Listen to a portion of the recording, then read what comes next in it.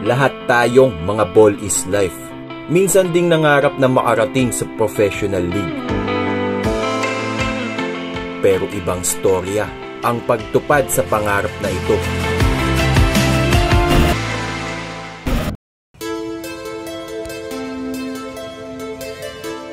Dito sa Pinamalayan Oriental, Mindoro, bukhang liwayway pa lang, puspusa na ang pag-eensayo ni Trey, 14 years old.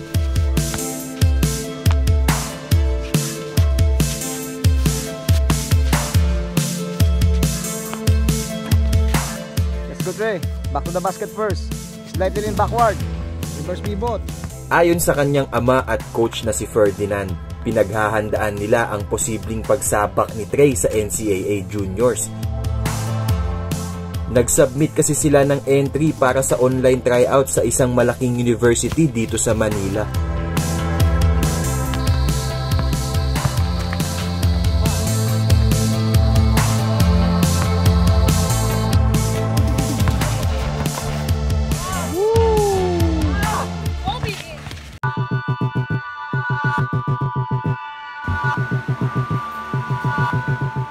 Pagdating ng hapon, tuloy ang ensayo ni Trey para sa kanyang drills.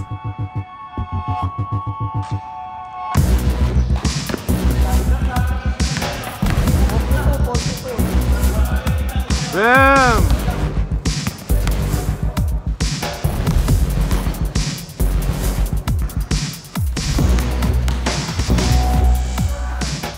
What's up mga ka-Hoop X? Ako po si I3 Zail Madrigal. Nakatira sa Pinamalayan Oriental, Mindoro, 12 years old. Isang taong gulang pa lang po ako ay tinuturuan na ako ng tatay ko maglaro ng basketball. Na-feature na din natin itong si Trey noong 1 taon kasama ang kanyang amang si Ferdinand o mas kilalang Coach FM. Ang idol ko po sa PBA ay si Terence Romeo at sa NBA naman po ay si Allen Iverson. Pangarap ko po na maging katulad nila at alam kong kailangan ko itong pagsikapan. Tulad ni Trey, isa din aspiring player itong si Coach FM noong kabataan nito. Dahil nga sa pangarap ko na makapaglaro sa professional league, wala akong ginawa kundi araw-araw maglaro at tulungan na ang sarili. Hanggang sa mag-tryout na ako sa Manila, college na ako noon. Pero ang sabi sa ng coach, hindi daw ako pwede mag-tryout dahil nga sa malita ko. Pero kinulit ko pa rin siya ng kinulit. Nung una, nagtagamap lang ako ng sahig bago mag-ensayo. Minsan tagabot lang ako ng bola ng mga varsity player. Till I convinced him and he gave me the opportunity to become a member of his team.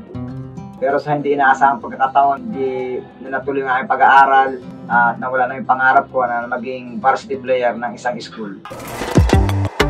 Nagsimula nga pala ako mag-coach nung ako'y nagkapamilya dahil naging inspirasyon ko ang aking anak dahil nga sabi ko tuturuan ko siya na maglaro at kung paano ito laruin ng tama. Dahil nga sa aking passion at pagmamahal sa basketball, I was so lucky and I am thankful and blessed for giving me the opportunity to be able to coach at maging part ng programa ng Junior NBA. Let's go! Head up! Quick! Good! Keep going! Let's go! Let's go, Trey!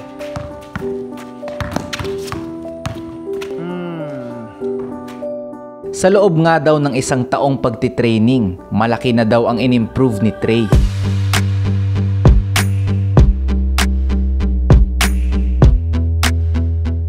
Jump! Retreat high! Retreat! Handles, shooting, ang kailangang skills para maging effective na point guard.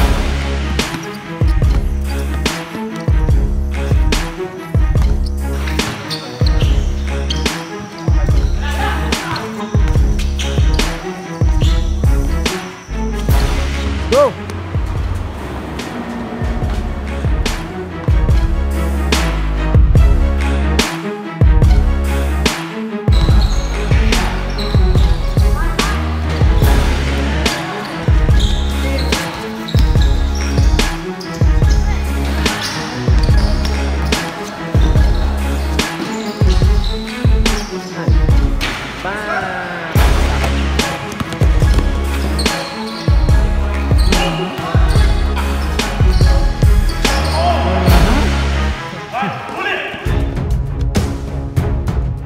at para mas ma-showcase ni Trey ang kanyang hard work sa training.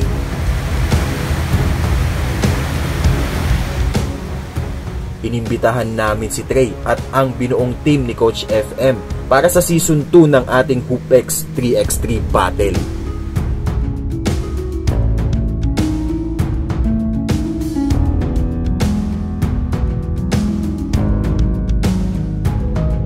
So nandito tayo ngayon sa HoopX Private Court at syempre dumating na yung bisita natin galing sa Mindoro. Ayan, at nimimit natin yan kasama si Kalye Irving. Kalye. Ayan, kumusta yan? Okay lang kayo, tuloy ko. Ayos naman. So ayan mga ka-HoopX, siya pala si Trey Young. So, taga saan ka pa nga ulit? Taga Pinamalan, Oriental, Mindoro. Yun, ang layo. So sila mag-ensayo sila mga ka-HoopX, no? Syempre lalo na ang mga kabataan ngayon na gustong matuto or baka makakuha kayo ng idea sa gagawing ensayo ni Kalye Irving at ni Trey, no? At syempre magpapasahan sila ng knowledge. So una nating drill sa 2 balls. So ang una natin is yung kay Curry. Dribble ni Curry sa 2 bola. So yan. Tapos laging nakababa and nakapili sa taas.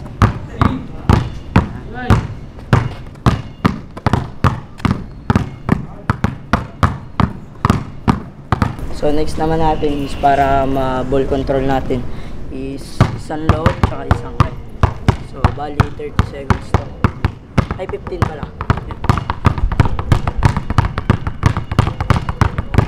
So after 15 seconds, good naman.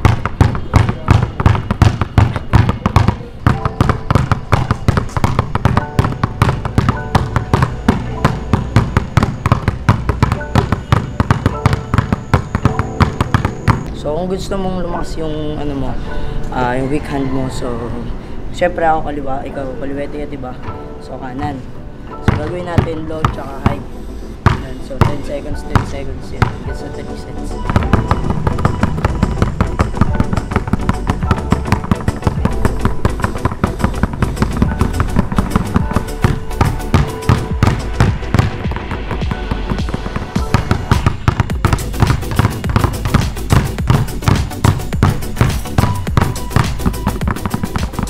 Nakakatuwa tignan ng si Kalye Irving pati si Trey kasi nagsishare sila ng idea sa isa't isa.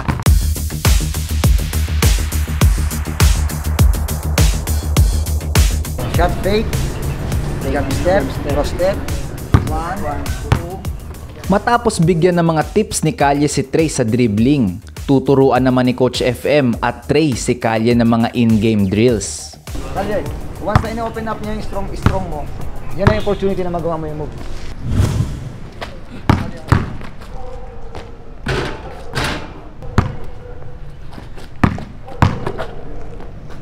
Makakontrol nila yung tira nila. Yung concentration nila nandun sa ring at yung pag-release ng bola, makakontrol nila using their finger pads.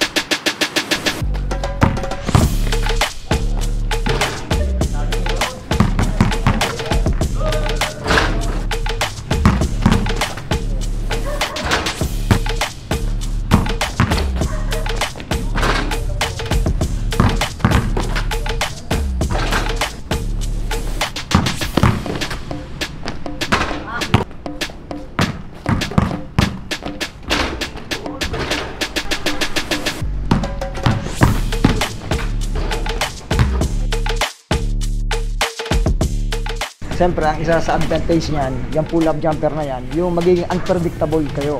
So, hindi kasi basta mababasa ng defender nyo yung move na gagawin nyo. Ang iisipin niya, talagang aatake kayo patungo sa basket. Lalo na kung mababa ang bantay nyo, advantage kayo. Nandun na yung jump shot nyo. Next na ipapakita ko sa inyo, i-demo ko ay yung snaking ball screen. How to snake ball screen. So, madalas gumawa ito sa NBA. Kung napapansin nyo, si Chris Paul. So, dito siya magaling. So, wait for the screen to be set. Dapat talaga, hindi tayo tutungo at clear ang ating vision para mabasa natin yung ball screen. Screen. Snaking the ball screen through crossover.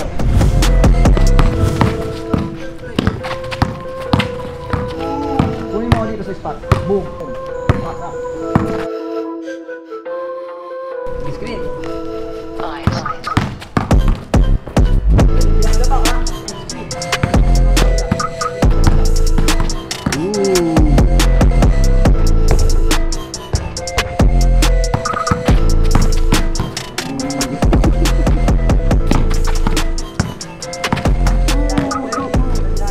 Highlights ngayon, Kuya Jason.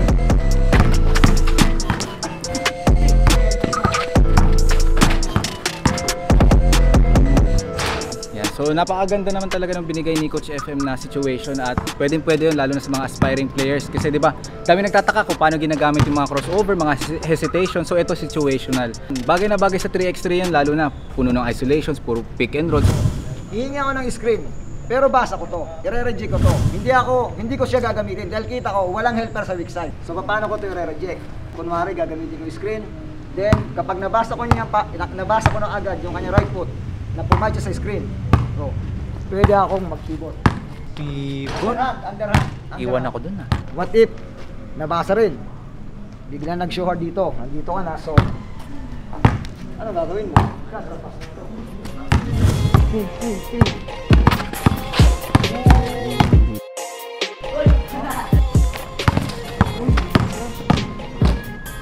Screen. Screen.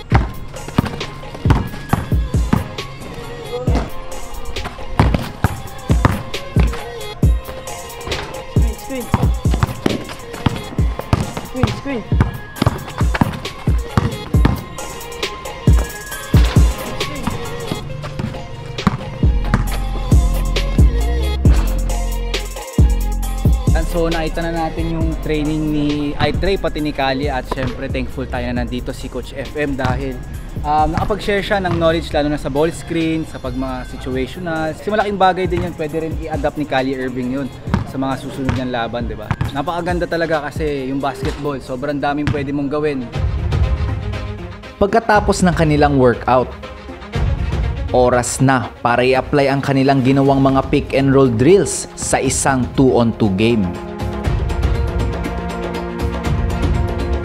So ito mga kaupiks, may onting scrimmage lang yan. 2x2 si Kali Irving at si Carlos laban kay Matthew and kay iTrey. So yung mga pinractice at tinuro ni Coach FM may kita natin. Screen.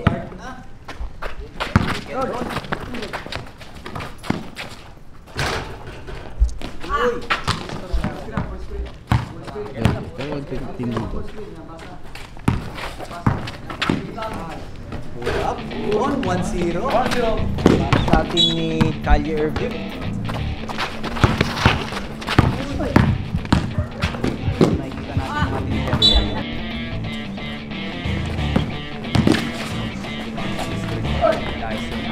yun, 2-0.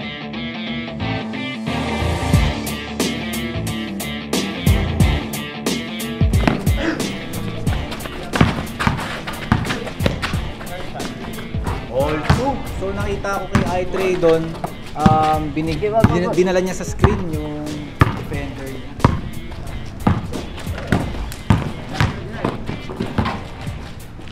Hold up. 3-2.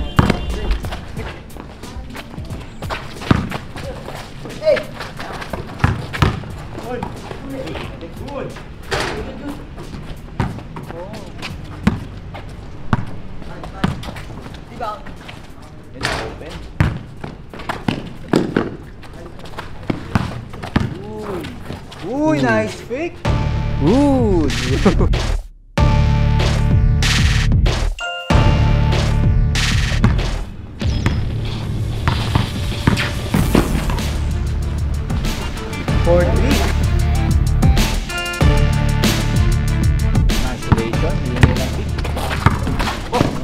Ayan, taas lang masyado.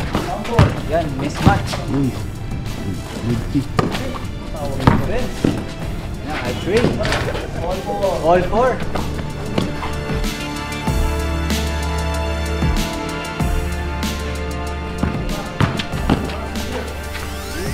Dubot nun, 5-4. iTrey. Pinakapin. Give. Nice pass. Nice pass. 6-4. Ibang game ko yung team nila. Kali Irving. Ayan na. Uy! Sayang, all alone. 6-5.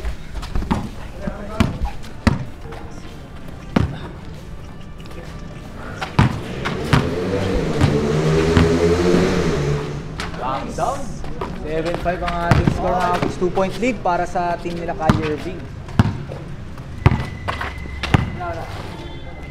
Sala! 5 na Cali Irving. Isolation. Uy! Ang gandang bump mo. 8-5.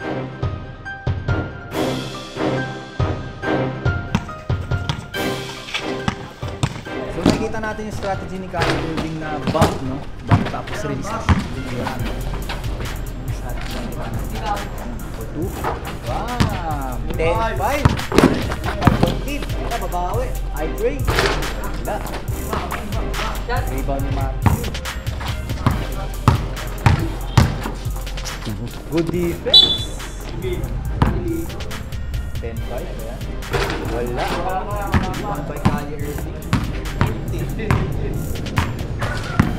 Jump shot. Yun.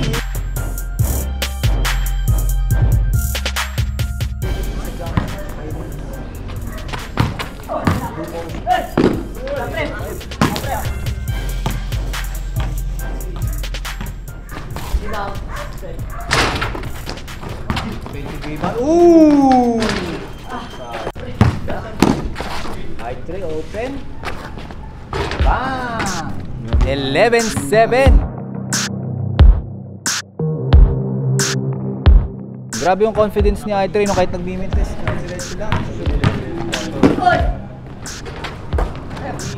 Rebound ni Matthew. I-Tray.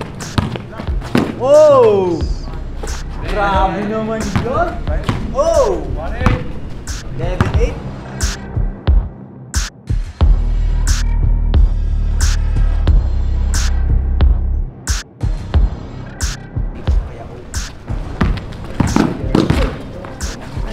Carlos.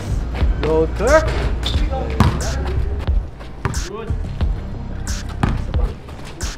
Jump shot. Bang! 11-9. 2-point lead. Isolation. Wow! Grabe naman yun. 12-9.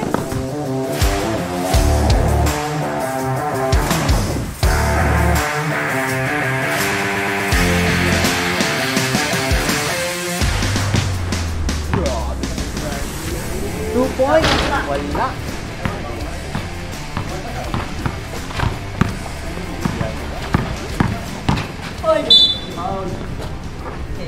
Para ma-balance yung depensa. 13-9. 13-9.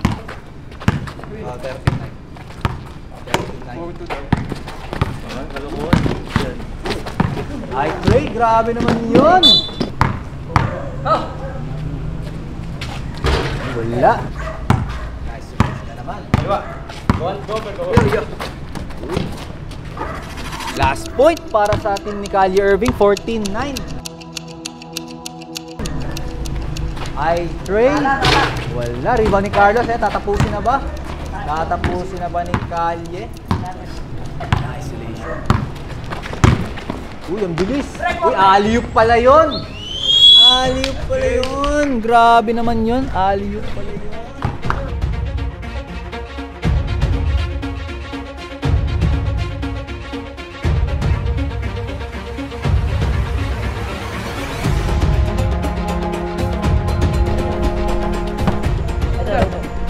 So ayun na, yung drills kanina ni Coach, may natutunan ako doon kasi ay mga ginagawa namin ni Carlos is screen.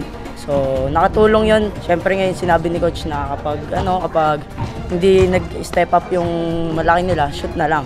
So ginawa ko yun hanggang sa ganun na lang yung ginagawa ko. Ayos naman po, kahit po friendly game lang marami po kaming natutunan sa mga pick and roll, mga pagbasa, mga ganun. At hindi pa dyan nagtatapos ang pagtatapat ni Cali at Tray. Sa susunod na episode, maghaharap muli sila sa tune-up game ng ating 3x3 battle.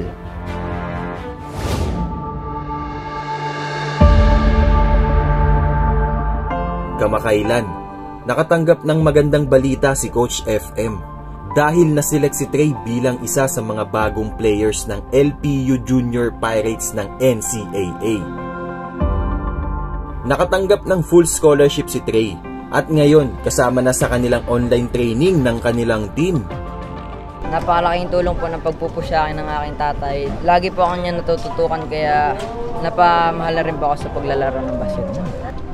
May mga time po talaga na napakahirap na di mo kailangan pong pilitin na para po sa pangarap. At dyan po sa mga kabataan dyan kailangan lang po magdisiplina at huwag mawawalan ng pag-asa na hindi na kayo lalakas. Kailangan lang mag-training, pa-kondisyon lagi. Yung maging scholar lang siya gawa sa paglalaro niya, malaking bagay na para sa yun. Kasi siyempre, malaking tulong yun. So bonus na lang kung maka-professional siya. Isa lang ang kwento ni Trey na magpapatunay na walang madaling daan sa nais mong marating sa buhay. Mag-uumpisa pa lang ang karera ni Trey sa mundo ng basketball.